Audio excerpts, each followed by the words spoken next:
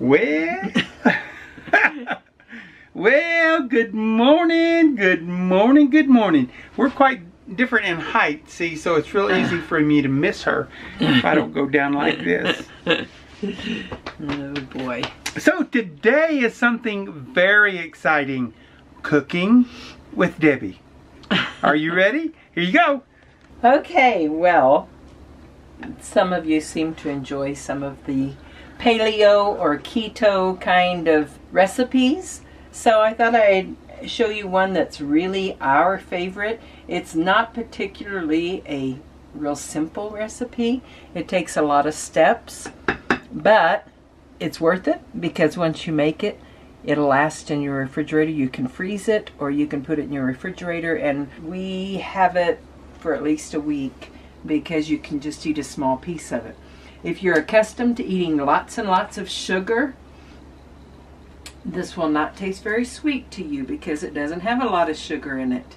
If you've been on some kind of a low-carb diet or something where you're not eating a lot of sugar, it will taste fabulous to you. It's one of the things that Jim loves, one of the desserts on our low-carb thing that Jim loves the most. Chris loves it when he's here eating with us.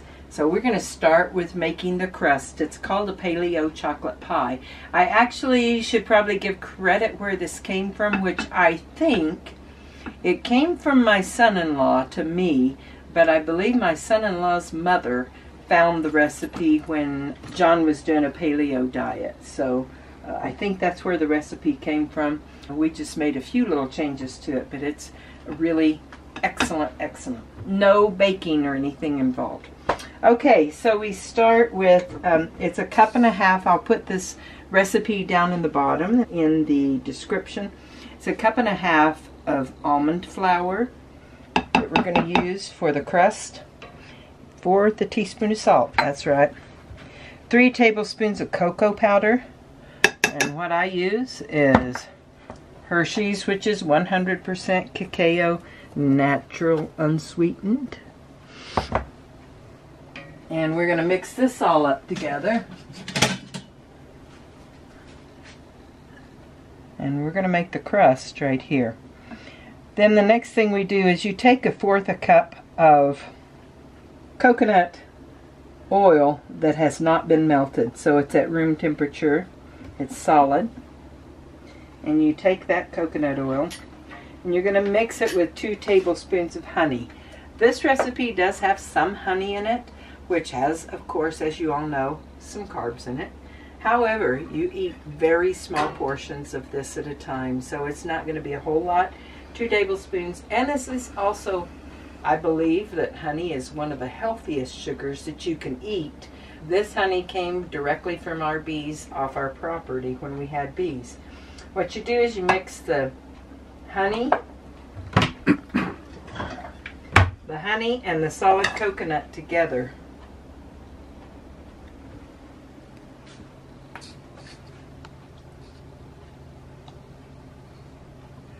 It's not very solid because it's not as cold in here as it is in the winter.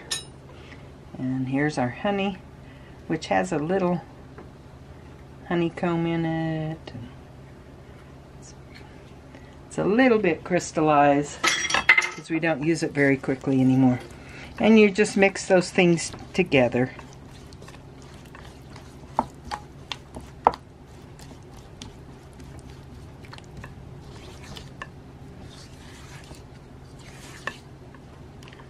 Okay.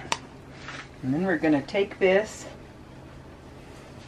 pour it in here with the crust dry ingredients. Going to mix these together like this. And then you get some good cold water. It says ice water, but if you have cold water out of your tap, that'll work. Don't use hot water.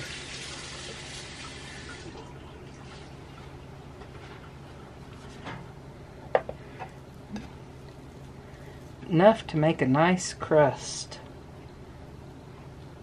Kind of going to be the texture of a nice graham cracker crust. It'll taste very chocolatey. So if you don't like chocolate, you won't like this recipe, that's for sure. And if you don't like to get your hands messy, you won't either. Okay.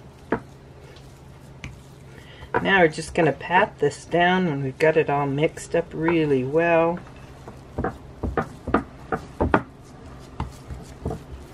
It's a little like making mud pies. It is. It looks like a mud pie, doesn't it? I did that a little when I was young. Took my mom's little tea sifter out in the yard. Tea sifter, the little round one, and made some good mud pies. And usually it's good to, you know, if you can, to kind of get it up the sides a little bit. So you've had some practice at this. I have had a little practice. I've probably made about, well, probably made about 20 of these. Not with mud. Not with mud, no.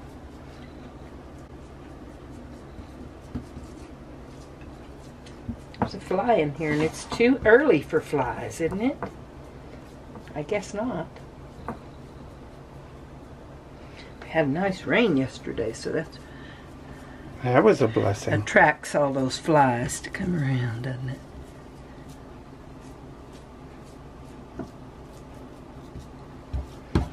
Now that looks pretty good.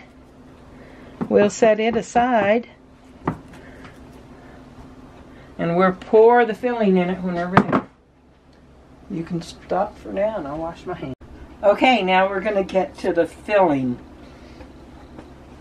You have to start this recipe ahead because you need 2 cups of raw cashews. And everybody is amazed when they taste this because you don't taste the cashews at all in it. You think that it's going to be real nutty tasting or real coconutty tasting, but it's really just real chocolate tasting, like a dark chocolate, not really sweet. So you soak these for 4 to 6 hours in some filtered water, which is what we've done. And now I'm going to strain off the water.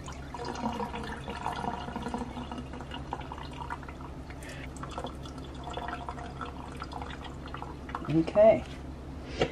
Now you put these cashews into your blender. It doesn't take a Vitamix, just any, whatever blender you have, which should work for this. These are nice and soft, so they will easily be blended. Put those right up there. Okay, we're going to add coconut milk. 1 can of coconut milk.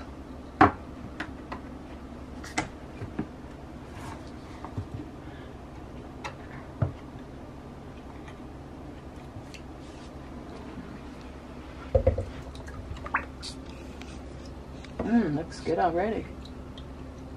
Smells good.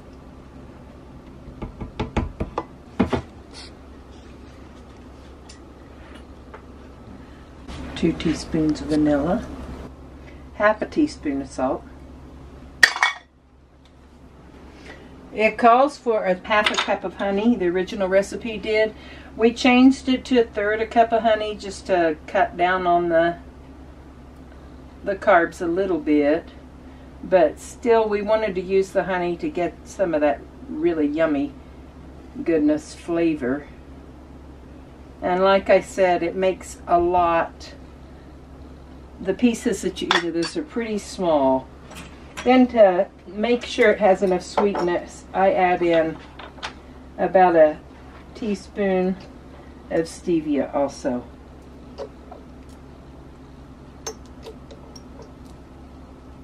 Now this one I'm using right now is just the stevia clear, but they have all different flavors in this particular brand.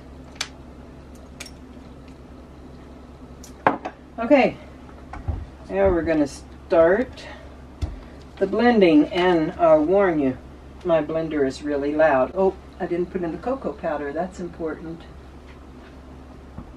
How much? It's 6 tablespoons. Okie dokie. I'm going to turn it on. You ready?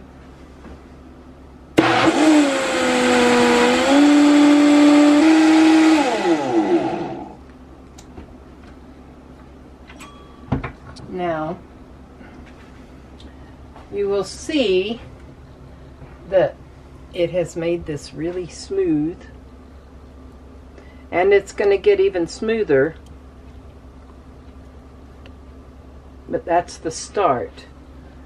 In this pan is 3 ounces of baker's chocolate, which is unsweetened cacao baker's chocolate. 100% cacao, so it has no sugar or anything added to it. Also, when you choose your vanilla, you should choose a vanilla that is pure vanilla extract. It costs a lot more, but man, it tastes a lot better. And the other thing is, so many vanillas have added sugar to them, which is unbelievable that they do that, but they do. So get real vanilla extract when you get it. So I already went ahead and put the coconut oil together with the baking chocolate and melted that and let it come back to room temperature. Now we're going to turn this back on, and while it's going around, we're going to add this stuff in it. And I'm not going to turn it on very high.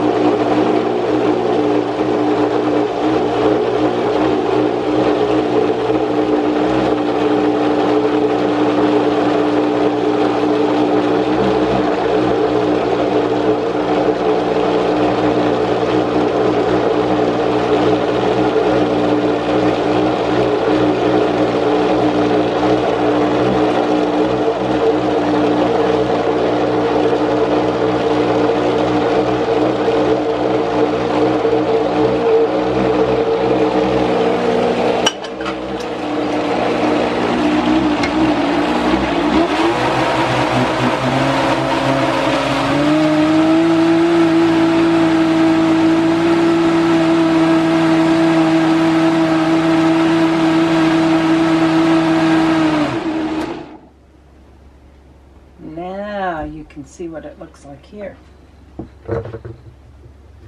It's beautiful. Almost looks like a mousse. Yeah, it's beautiful, nice, thick, smooth. So what we're going to do now is just pour this into this shell that we already prepared here.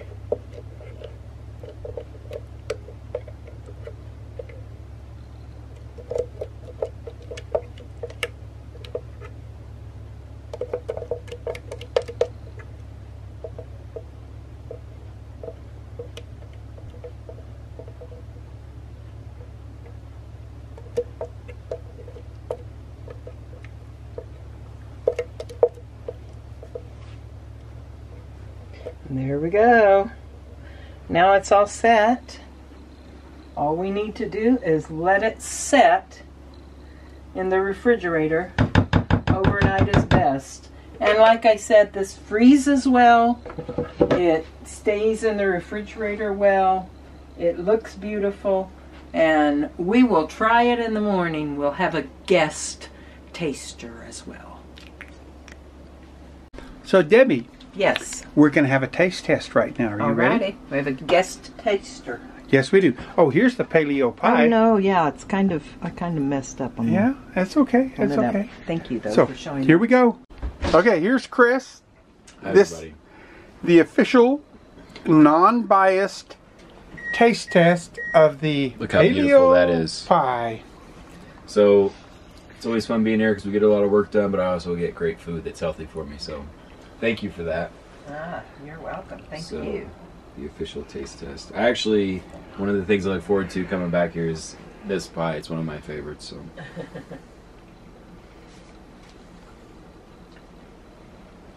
Just as good as ever. Good. A+. Good as you remember it, huh? It's awesome. I feel like I need to learn how to do this because this is really, really good. Oh, good. It's amazing. You guys should definitely try it. You know what you should do on the road as a side business and make this and then ship it to people. Yeah. I'd buy it for sure.